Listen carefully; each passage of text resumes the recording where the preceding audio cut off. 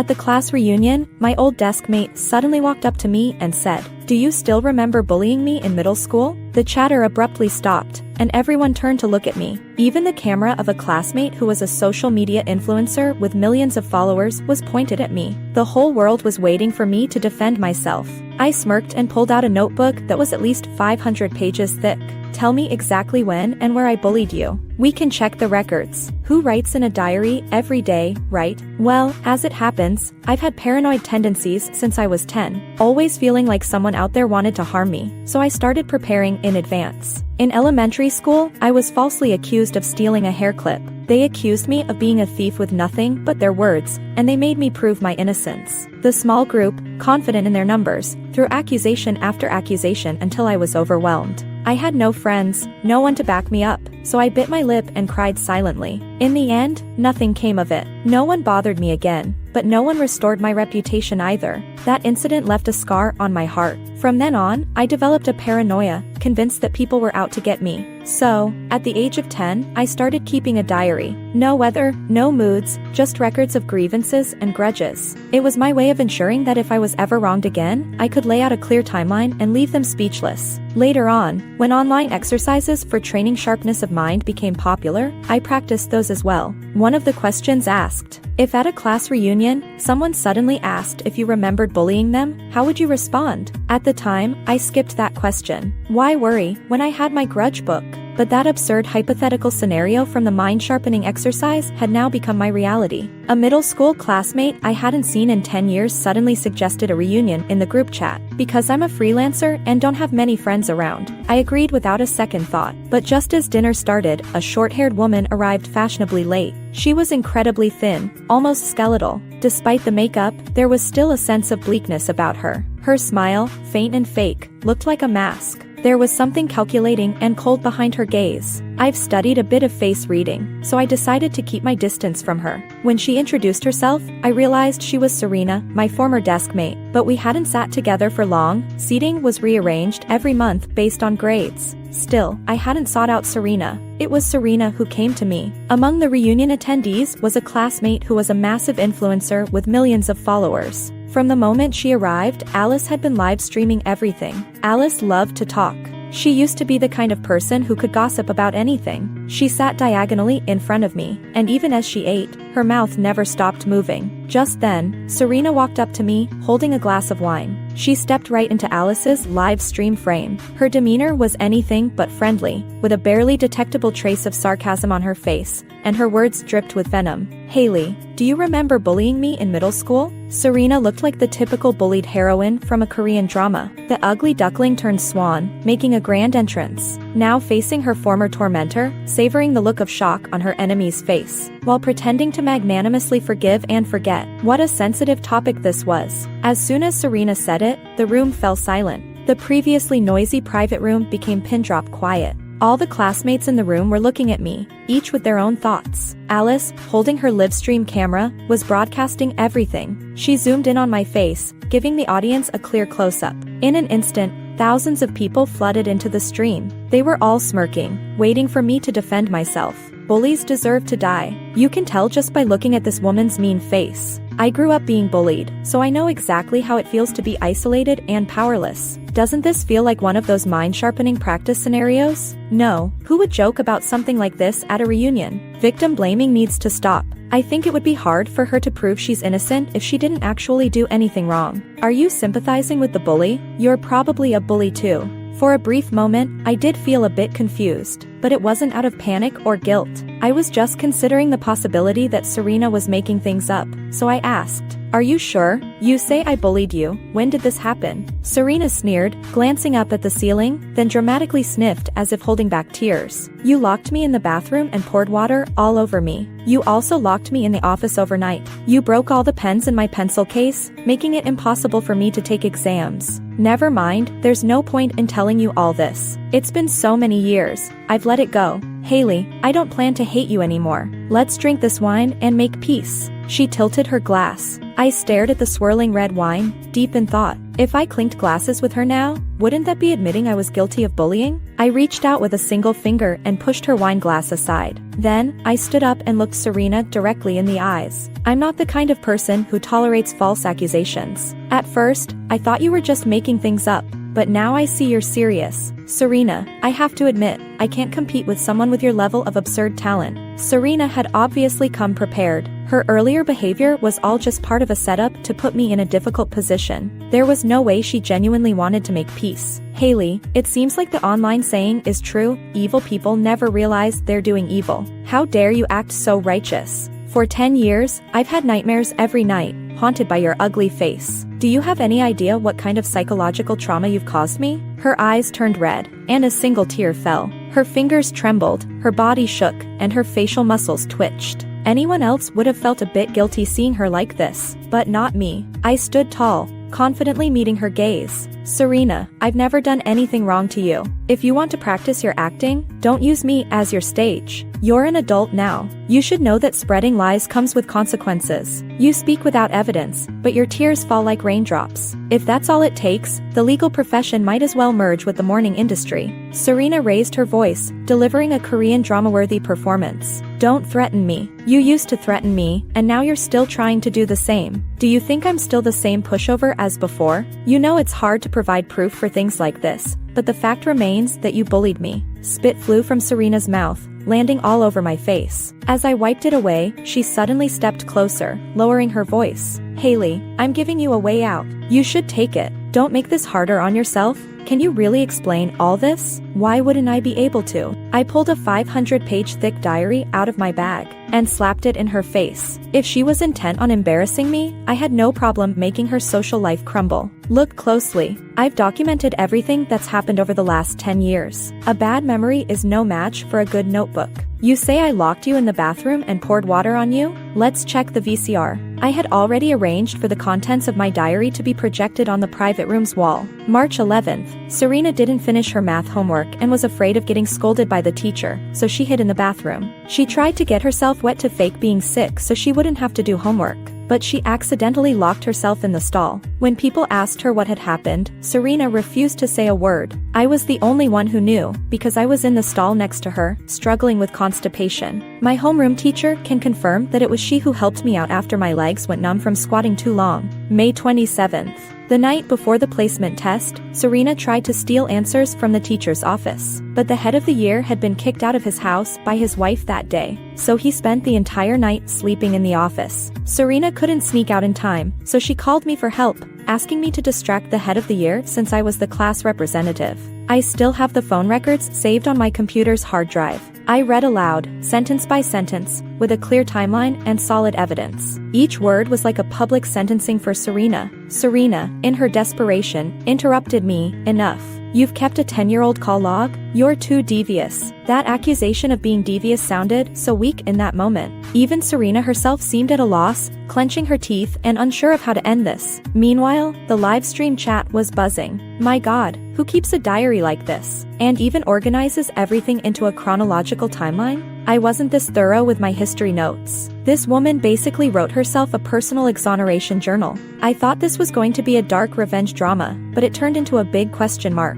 At this point, Serena still wasn't ready to give up. It's been too long. I might not remember these things clearly, but the fact that you abused a stray dog is true, isn't it? Serena started crying in front of the live stream camera. That little dog was named Lucky. Every day after school, I would feed him. But one day, Lucky never ran up to me happily again, barking with joy. It was this cruel woman. I saw her with my own eyes, drugging Lucky, beating him, forcing water down his throat, and finally, Lucky died one winter day. After that, there was only a small grave at school. Don't try to deny it. The school's surveillance cameras caught everything. Serena wiped her tears, a glimmer of triumph flashing in her eyes. This was a brilliant move. Accusations of bullying are hard to disprove, but cruelty to animals? That's even worse, especially since the dog was dead. The pet hospital where Lucky was treated had shut down, so there was no way to get any medical records. I had thought that my earlier defense would calm the viewers in the live stream, but instead, a flood of hired trolls suddenly filled the chat, spamming accusations. They all accused me. She's so twisted. Who would keep a grudge diary like that? She must be a psycho killer. And she abused a dog too. What did the dog ever do wrong? Short-haired girl, stay strong. This twisted manipulator must have deep,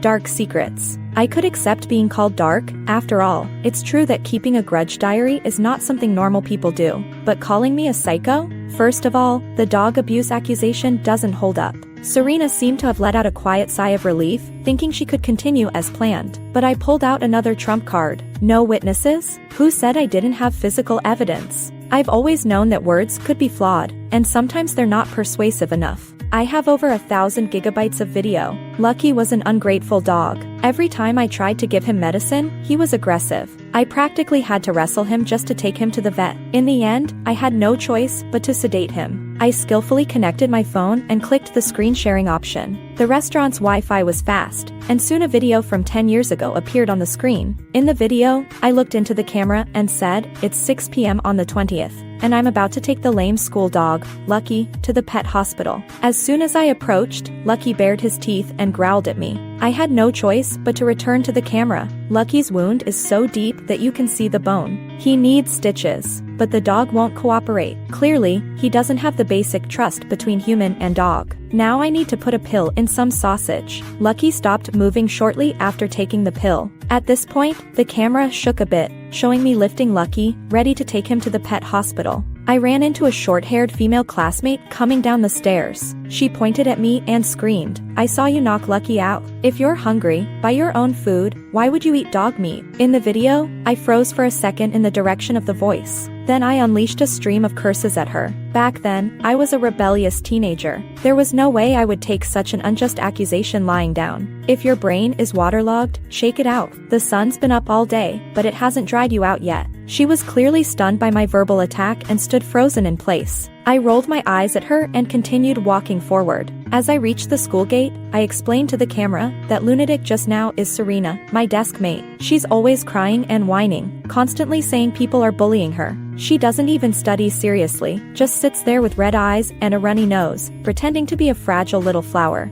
I have a feeling that one day, this girl will try to frame me, accusing me of abusing a dog. When that happens, I'll just release the evidence. And just as I predicted, 10 years later, Serena actually accused me of abusing a dog. When those words appeared in the video, the entire room was stunned. At this point, Alice gasped, covering her mouth in disbelief, and screamed, "There are 50,000 people in the live stream." Another classmate excitedly jumped out of their seat. "We're trending. Front page headlines. It's blowing up." This sudden fame came out of nowhere. Many classmates immediately transformed into frontline war correspondents, starting their own live broadcasts. The entire private room was filled with shouts of "Family, give us a free heart," and the like. The people in the live stream were playing along with the memes. I thought she was crazy, but it turns out she predicted this. China has its own Mayan prophecy. Wait, doesn't this short-haired girl look familiar? I think she was on a mediation TV show once. But this question quickly drowned in a sea of memes. Serena stood frozen, her eyes darting around wildly, as if her brain was overheating. If she had left right then, it would have been embarrassing, but at least she could still leave with some dignity. But Serena had an extremely stubborn personality. She couldn't tolerate any loss. During our 2 months as desk mates, even though I tried to keep my distance, she always found a way to make people break down. At one point, I genuinely believed she would wear me down completely. Ever since she walked into the reunion, I still couldn't tell if Serena was trying to ride the wave of popularity or if she just had issues. After all, she was an extremely hypersensitive person. When she acted up, the whole world had to make way for her. Your video must have been edited. If you can prove it's unedited, I'll admit that I wronged you. Of course, Serena would never learn the art of cutting her losses in time. I hadn't panicked before, and now I was even more composed. "Serena, you've been asking me for evidence, and I've given it to you. But you, on the other hand, are making baseless claims. I think you need to understand one thing. Whoever makes the accusation must provide the proof. Didn't you learn that in essay writing class? You say I'm deceiving the audience, but you need to first prove that the video has been edited.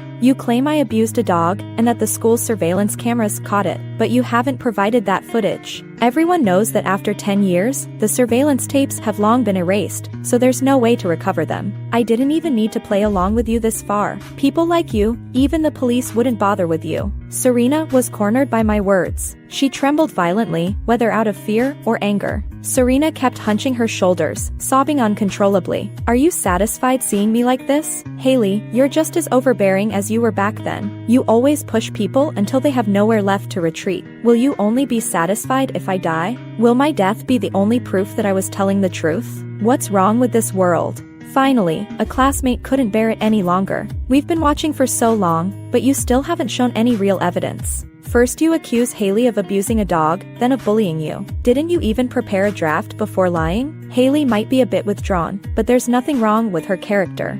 Yeah. Whenever I had trouble with questions, Haley would always patiently explain them to me. Enough is enough, Serena. If you keep going, this won't end well for you. Is she here to blackmail money? Serena suddenly grabbed her head and started screaming. For a moment, it looked like she was about to transform into something else. She howled a few times, seemingly gaining some clarity. Then she pointed her bloodshot eyes at all of us, unleashing her fury indiscriminately, no matter whether we had been kind or harsh toward her. You're all defending her because you were part of the bullying too. You accuse me of lying, but what about the cliques you formed behind my back, spreading rumors about me? The livestream audience had already moved on to other topics. But hearing this, they started paying attention again. Could they all be bad people? Her emotional breakdown looks pretty real. Could she really be the victim? After all, look at Haley, she's so well prepared, and all her classmates are backing her. What if they've been conspiring against her all along? Only bullies band together. I have a bold theory, Haley has a guilty conscience. She knew the victim would bring this up, so she prepared fake evidence in advance, just to ensure Serena would never recover. Poor, short-haired Serena. She finally mustered up the courage to fight back, only to be one-upped by this manipulative schemer. I still believe no one would make a joke out of their own life, revealing their scars in front of thousands of people. And besides, she cried. Here we go again. Whether I was the accused or the one with evidence, I'd still be blamed. When I fell into the trap of trying to defend myself, I got criticized. And when I had the evidence to escape that trap, I still got criticized, this time, for being too prepared. And so the hashtag poor Serena started trending too. Serena's indiscriminate attacks sparked public outrage. One by one, my classmates frowned, disapprovingly looking at Serena. Jack, who had done well for himself and now owned a small business, had his reputation tarnished, which directly hurt his company's performance. How could he tolerate that? Serena, think carefully, who wronged you? Others chimed in as well. Is this really just a classmate disagreement, or are you escalating it into bullying? But Serena pointed at the girl who spoke and roared. It was you, Mary. You spread rumors that my mother worked the streets, causing her to lose her job. My mother was such a gentle person, and she couldn't handle the blow, so she never recovered. And Jack, you're also to blame. You added fuel to the fire and spread the rumors to the neighboring class. Do you know how much pain I went through during that time? Everyone was pointing fingers at me behind my back.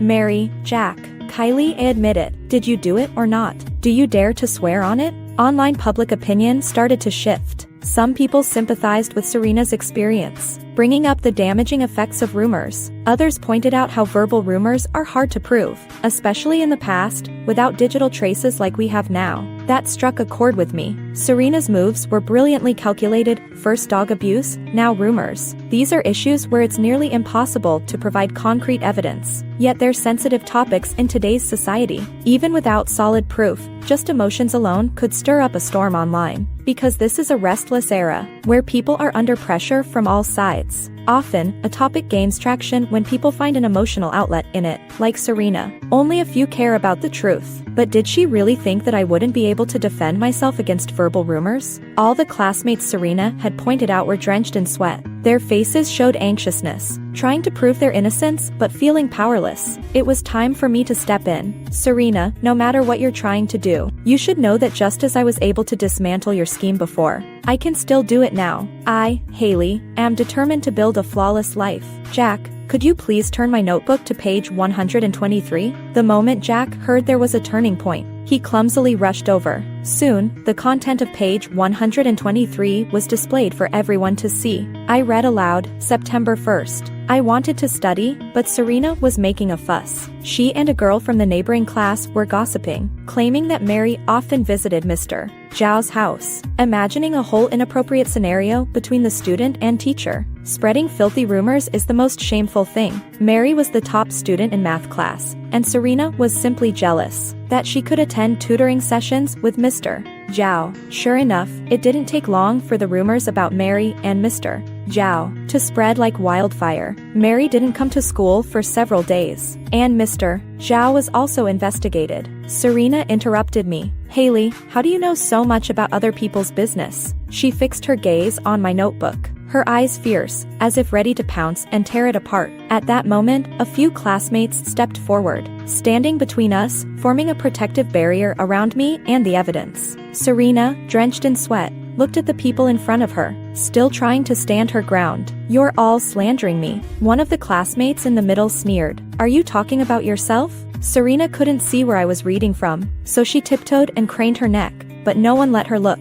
Jack had already flipped the page, so I continued reading. Mr. Zhao resumed teaching, and Mary returned to school. But Serena's mother was still unsatisfied with the outcome. She stormed into the school, claiming that Serena's poor grades were due to the teacher's unfair treatment. She said she would take the case to the central government, accusing the local education committee of covering up for the teacher. But Mr. Zhao's tutoring was free of charge. He didn't accept any payment, and Mary wasn't the only student going for extra lessons. On the 7th, Serena insulted Kylie's grandmother, calling her a witch for her burn scars. Kylie got angry and said Serena's mother worked as a hostess. By the evening of the 8th, Serena was making a scene, demanding to drop out, but no one paid attention. Jack was discussing a game with someone, laughing loudly, and accidentally glanced at Serena. My impression of Jack was that he had a sleazy side, always liking scantily clad characters in games. Maybe that's why Serena thought Jack and the other boys were mocking her. She went back to her seat and cried, clutching her head. Serena asked me if I believed the rumors about her.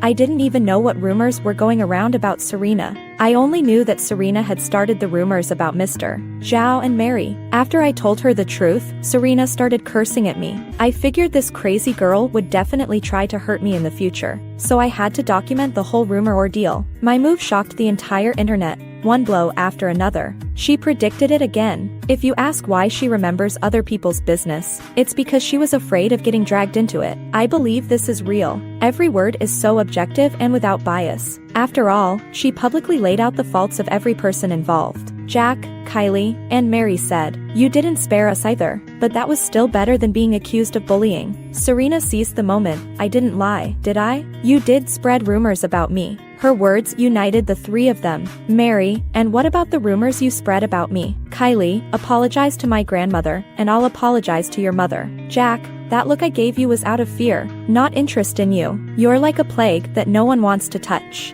People's capacity for absorbing information is limited, and they don't care much about boring truths. That's why it's said that a rumor spreads faster than the truth can catch up. And my strategy was to simplify the complex truth, make the dull process sound outrageous, so they feel like they're enjoying gossip, not using their brains to think. If they still don't get it, it's okay. There are plenty of online commentators to sum it up for them. In summary, short-haired Serena escalated classmate conflicts into bullying. Short-haired Serena first spread rumors about her classmates and teacher. Her mother wasn't innocent either, blaming the teacher and the education board for her daughter's poor grades. It's terrifying. After 10 years, she's coming back to settle old scores, just in time for her classmates' live stream. If it were anyone else, even 1,000 words couldn't clear their name. Serena's eyes started darting around again. I knew she was about to make another move. I was genuinely curious, why was Serena so determined to drag me down? She's been pushed to this point, surely, it's time to show her trump card. As I expected, Serena's expression turned serious and calm. Cornered, she refused to give up and made one last desperate gamble. Haley, your fans probably don't realize that your gentle, healing persona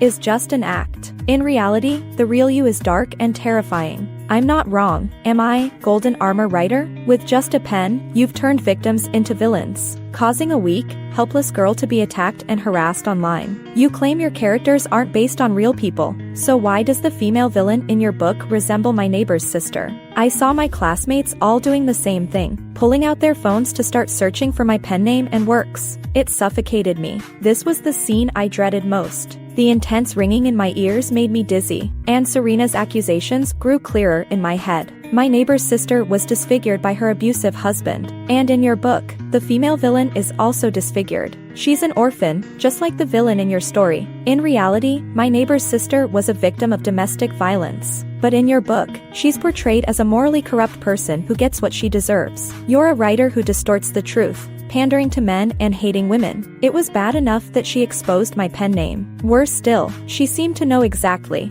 that the thing authors fear most is being misunderstood. Accusations of misogyny and pandering to men are their go-to weapons for attacking female authors. Simple yet very effective. All it takes is a couple of misinterpreted lines, and they can smear dirt on your face. Being misunderstood is the fate of those who express themselves, but I was determined to prove that this didn't apply to me. In just a short amount of time, my comment section was flooded with a swarm of haters. They didn't even bother to read the main text, immediately jumping on the bandwagon to hurl insults. Oh, what a brilliant writer. Let's hope the author goes through the same experiences as her characters. A low IQ essay written by someone who didn't finish elementary school. Go back and rewrite it. Even a chicken pecking at the keyboard would make more sense. Stupid female lead, stupid plot, stupid author, with a brain as rotten as the stench of her words. I've been through this kind of verbal abuse countless times. I admit that, despite having several volumes of brick-thick notebooks, I still can't fully escape the self-proving trap. I once tried to argue with them, explaining the true meaning behind my writing. There were foreshadowing hints in the beginning and proof at the end, and so on. Later, I realized that my desperate attempts to explain my writing were,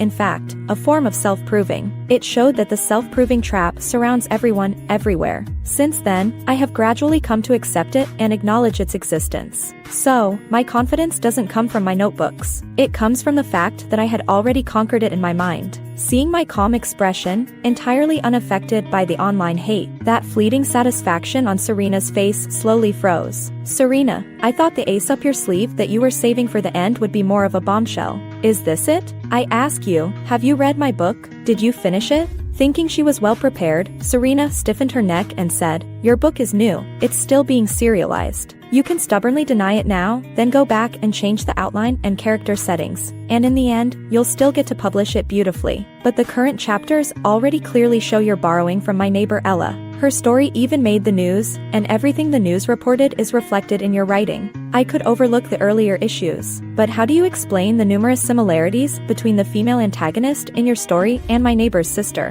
You're not going to call it a coincidence, are you? How could there be so many coincidences in this world? When viewed separately, piece by piece, Serena's so-called evidence really seemed to match her claims. From an outsider's perspective, it was quite convincing, but as someone who has been in this industry for years, I can tell you that, if you pull apart the characters from the Seven Dwarfs and Snow White, you'll find similarities too. The public often can't grasp complex matters that require professional knowledge. Serena's accusations didn't require expertise, but for me to explain them, I had to delve into professional details. If I followed her lead, I'd be falling right into her trap. Your neighbor's story made the news in September of last year, and my book started serialization in March of this year. At first glance, the 6-month gap makes it seem like I could have used her as a prototype. But what you don't know is that I began drafting much earlier than that. It seemed like Serena had been waiting for me to say that. Can you prove when you started drafting? She squinted her eyes, looking like a smug little fox. It reminded me of when my computer broke earlier this year. I suspect that's when she saw my manuscripts and tracked down my pen name through my browser history. All my outlines and ideas for this book were wiped clean during that repair. I had to rewrite over 100,000 words from scratch. Let me clarify one thing. The so-called female antagonist, Yu Pei-wen, isn't a villain at all. She's the second female lead in my novel, a vengeful angel with a split personality. This wasn't something I came up with on the fly, it was part of my earlier drafts. Serena, don't underestimate an author's ability to prepare full drafts. See this button to publish with one click? I'm going to upload all 500,000 words of the remaining chapters. I don't need to explain the foreshadowing and plot twists in my book. The public has eyes, they'll see for themselves. Under Serena's stunned gaze, nearly 100 chapters of my novel were uploaded online in 5 minutes. If I had really done what Serena accused me of, portraying a victim as a villain to shame them, this move would have been like hammering myself. But I had never heard of her so-called neighbor's story. I wasn't at all worried that there would be any real excessive similarities. Now Serena was truly out of moves. Her cards were played out, while it seemed like I had none left, when in fact, I had winning cards all along. She glared at me, stammering for a long time before muttering, "How could you do this?" The room door was knocked on, and Serena had brought the police. The impact of this event had grown too large. When slander reaches a certain scale, it warrants an investigation. What's more, the number of shares on this incident had long surpassed 10 million. Serena clearly felt no guilt for her wrongdoing. As she left, she stomped and cried loudly. She stubbornly kept up her defiant expression, ranting at everyone once more before leaving. But none of the classmates even bothered to engage with her anymore. After Serena left, the room fell silent for a few seconds. My classmates stood up, looking at me with admiration. "Come on, let's give a round of applause for this righteous pen wielder." Serena wasn't ignorant of the law. On the contrary, she knew exactly what she was doing from the very start. If she had succeeded, she would have made a fortune from the surge in traffic. She could have even used this experience of manipulating public opinion as a way to apply for a job at a PR firm. Never underestimate human nature. Many people place profit before morality. If Serena had succeeded, she would have had a bright future ahead of her. Even if she failed, she still expected to walk away unscathed. She could easily claim ignorance and shift all the blame onto her poor neighbor. Serena thought this whole operation would clear her of any responsibility, but she underestimated the police's ability to investigate. Ella, the neighbor, confessed everything. The slander and rumors spread about me at the reunion were all part of Serena's meticulous planning. Ella had long suffered from domestic violence and was desperate for attention and help. Serena took advantage of this, harming both herself and others. She had once been an actor and director on a local TV mediation show. Several segments she planned had gained some minor buzz, with decent ratings and a fair amount of discussion. Serena, riding on her past successes, believed she had a deep understanding of human nature and could manipulate media and public opinion at will. During our confrontation, I could also sense the precision of her tactics. On the surface, she was targeting me, but in reality, she was manipulating the crowd, stirring up emotions at every turn. If I weren't calm enough, with a mindset slightly different from the norm, I would have easily been dragged into the mud by her. Serena didn't just orchestrate an online hate campaign, she also stole my manuscript and damaged my computer, which was worth over $10,000. Her crimes go beyond slander and defamation. She's now facing multiple charges, far more serious than just civil liability. As for me, all the traffic Serena failed to gain flowed right to me. I had long written the full manuscript and was publishing it on schedule to build up momentum. Now, this flood of fortune had landed right in my lap, and I couldn't be happier. Publishing the full story now wasn't a loss at all. Instead, it drew even more social attention. Although the truth had come out, there were still some who ignored the facts and continued to insult me in the comments under my book.